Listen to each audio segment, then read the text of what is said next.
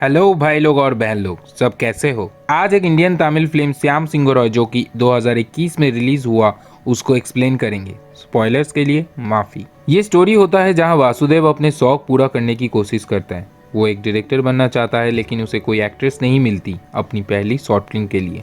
वो अपने दोस्त प्रमोद के कैफे में ऑडिशन लेता रहता है और उस दिन जब वो अपना ऑडिशन खत्म करके बाहर आके बैठता है तब उसे कीर्ति नाम की एक लड़की के ऊपर नजर गिरता है, जिसे वो देख समझ जाता है कि यही उसकी एक्ट्रेस बन सकती है क्योंकि उसी में वो एटीट्यूड और कैरेक्टर होती है। वो उसे मनाने का कोशिश करता है लेकिन वो मानती ही नहीं और पीछा करते हुए वो उसके घर में पहुंच जाता है एंड अंत में वो मान जाती है, लेकिन उसे 2 हफ्ते में फिल्म खत्म करने को बोलती है क्योंकि वो मुंबई हायर स्टडीज के लिए जाने को होती है और उसका टिकट भी हो चुका होता है। धीरे धीरे फिल्म शूट होने लगता है और एक बार वो लोग बिना परमिशन के शूट के लिए पुलिस स्टेशन भी जाना पड़ता है। कीर्ति के पापा सब लोग को पुलिस स्टेशन से रिहाई दिलवाता है लेकिन कीर्ति गुस्सा हो जाती है पर अंत में मान भी जाती है शॉर्ट फिल्म खत्म करने के लिए। इसी बीच एक भीड़ में शूटिंग होने को रहता है और कुछ गुंडे आ जाते हैं कीर्ति को छेड़ने।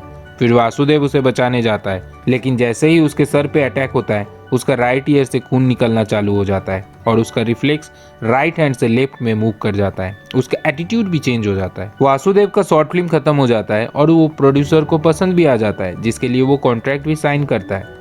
कीर्ति को वासुदेव से प्यार हो जाता है और सक्सेस पार्टी में वो लोग इंटीमेट हो जाते हैं, लेकिन जैसे ही एक बिजली कड़कता है वासुदेव के कान से खून निकलना चालू होता है और वो रोजी को बुलाता है और कीर्ति उसे धक्का मार के हटा देती है क्योंकि उसे लगता है कि वो धोखा दे रहा है और वहां से चली जाती है। वासुदेव उदास हो जाता है लेकिन उसका दोस्त उसे फिल्म में कंसंट्रेट करने बोलता है और वो स्क्रिप्ट को जल्दी खत्म करने का कोशिश करता है लेकिन उसे क्लाइमैक्स कुछ याद नहीं आता, इसलिए वो एक रात बहुत शराब पीता है और फिर उसके कान से वैसे ही खून निकलता है और उसका रिफ्लेक्स राइट से लेफ्ट हैंड को मूव हो जाता है। अगले दिन वो स्क्रिप्ट प्रोड्यूसर को बहुत पसंद आता है और वो उसमें पैसा लगाने को राजी होता है और बहुत मेहनत के बाद उसका मूवी तैयार होकर हॉल में रिलीज होता है जो कि एक सुपरहिट मूवी भी होता है। अब उसे बॉलीवुड में रीमेक का बात भी चलता है और एक प्रेस कॉन्फ्रेंस रखा जाता है मुंबई में, लेकिन अचानक वहां पुलिस आके उसे अरेस्ट करके ले जाता है कॉपीराइट क्लेम के आधार पे। किसी को कुछ समझ में नहीं आता और प्रमोद को कीर्ति कांटेक्ट करती है और अपनी रिश्तेदार से एक कजिन मिस पद्मावती जो लॉयर है उसे रिक्वेस्ट करती है, जो की एक गोल्ड मेडलिस्ट भी होती है। पर उसके साथ बात करने पे वासुदेव पागल हो जाता है क्योंकि उसे लॉयर अपना गिल्ट एक्सेप्ट करने को बोलती है क्योंकि पद्मावती डर रही थी क्योंकि उसके अगेंस्ट पे शहर का सबसे अच्छा लॉयर लड़ रहा था मिस्टर कृष्णमूर्ति,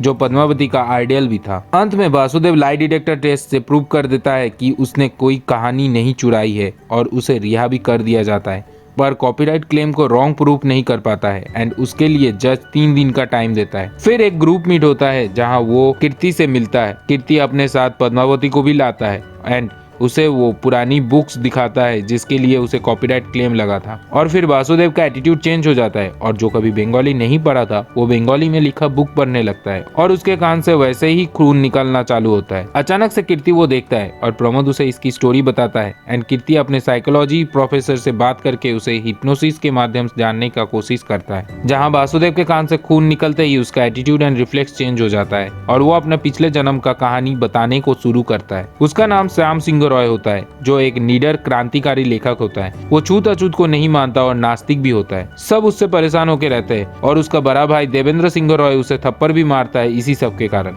उसी को इशू बना के वो घर छोड़ने का निर्णय लेता है और रात में नदी पार होने के लिए नाव पकड़ने जाता है, लेकिन वहाँ कोई नाव चलाने वाला नहीं होता है।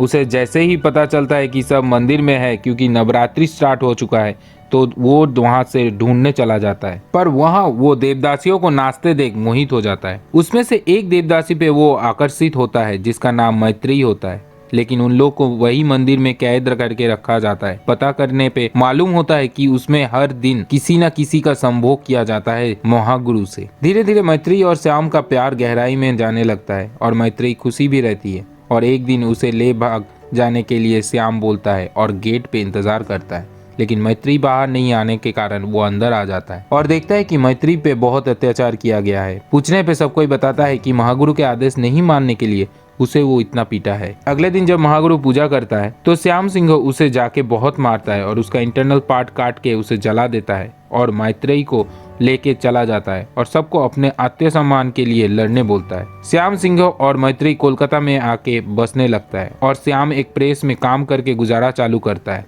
धीरे धीरे वो प्रेस वाला उसे पसंद करता है और श्याम अपना लिखित लेखा उसे देता है। प्रेस अंकल उसे प्रिंट कर देता है और रातों रात श्याम का मैगजीन बिक जाता है और वो और लिखने लगता है देश की महिलाओं को लेके, वैश्यों को लेके।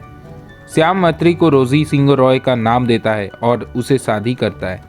श्याम को किताब एक रिवोल्यूशनरी किताब के तौर पे बिकने लगता है और बहुत लोग उसे देशद्रोही भी कहता है क्योंकि वो औरत के सम्मान के लिए लड़ रहा था, वैश्यों के लिए लड़ता था। श्याम रॉयल्टी चेक से घर बनाता है जहां देश के चारों कोने से सारे पीड़ित प्रोस्टिट्यूट्स को लाके रखता है और उसे नौकरी और खाना देता है। एक दिन अचानक मनोज सिंह रॉय आता है और श्याम को घर ले जाता है क्योंकि इसके बड़े भाई का तबीयत बिगड़ा रहता है और घर पहुंचते ही घर वाले मनोज को बाहर मिठाई लाने भेजता है और देवेंद्र इसी बीच बाहर आता है। खून के रिश्ते के वजह से उसका किया काम उन लोग को पसंद नहीं आता क्योंकि उसके लिए पूरे परिवार का बदनामी होता है, इसीलिए श्याम को दो भाई मिलके मार देता है। तभी मनोज भी पहुंचता है पर वो कुछ कर नहीं पाता। इसके कुछ साल बाद दोनों भाई का एक्सीडेंट में मौत हो जाता है और मनोज अपना पब्लिकेशन हाउस जो एसआर पब्लिकेशंस के नाम पे चालू करता है। अभी वासुदेव रियल लाइफ में वापस आ जाता है और केस का फैसला भी होने को होता है जहां पुनर्जन्म के बातों को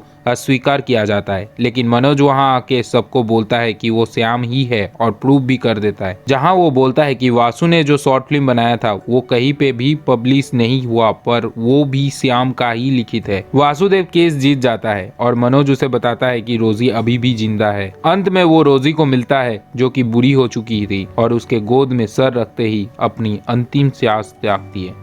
स्टोरी एक्सप्लेनेशन कैसा लगा ज़रूर बताइएगा और हो सके तो लाइक शेयर कमेंट कर दीजिएगा।